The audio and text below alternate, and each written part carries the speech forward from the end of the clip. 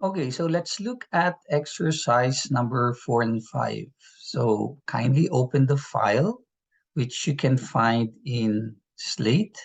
I will also upload the file here under the description, so you can get it from the YouTube link.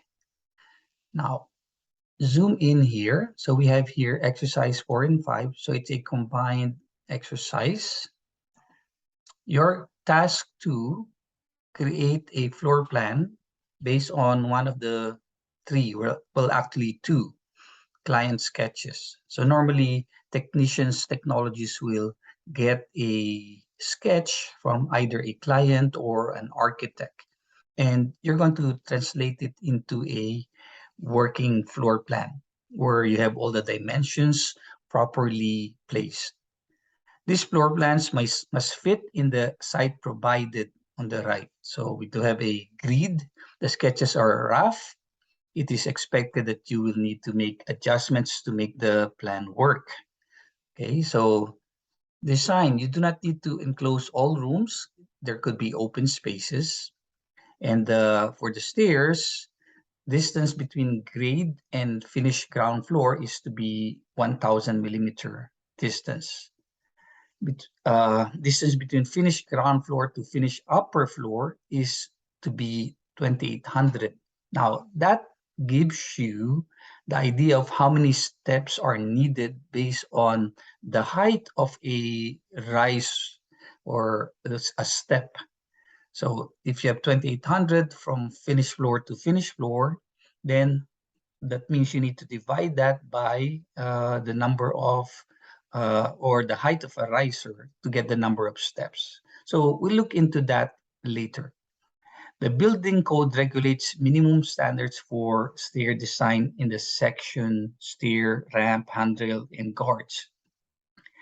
So you're provided an excerpt of this building code, which you can also download, which I will also provide in the link under the description. Okay, this is an optional reading, but very beneficial for you to understand what you are doing for when you do the drawing for the stairs.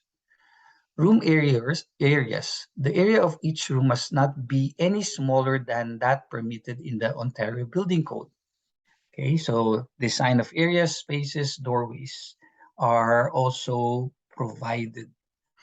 An excerpt of this portion of the building code has been provided, and I will also place a copy in the description below.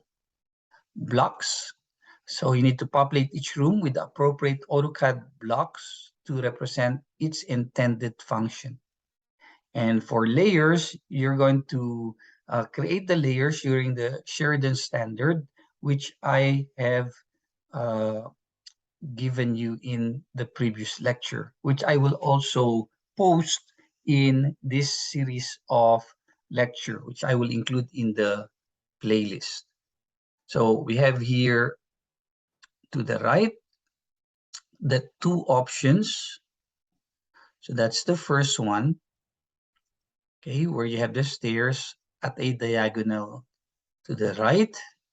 And the other option is this one here, where you have the stairs at the middle. Okay, so you also have here for step number 3, similar to exercises 1 and 2 and 3, the exterior wall at 300 and the interior walls at 125. With the same similar requirements for the door, and likewise similar to exercise number 1 and 2 for the window, and likewise the washroom with the plumbing wall and the closet. And lastly, we have the grid. Okay, so this is where you're going to be drawing your grid or your floor plan. So we have here how many grids? So we have 11, right?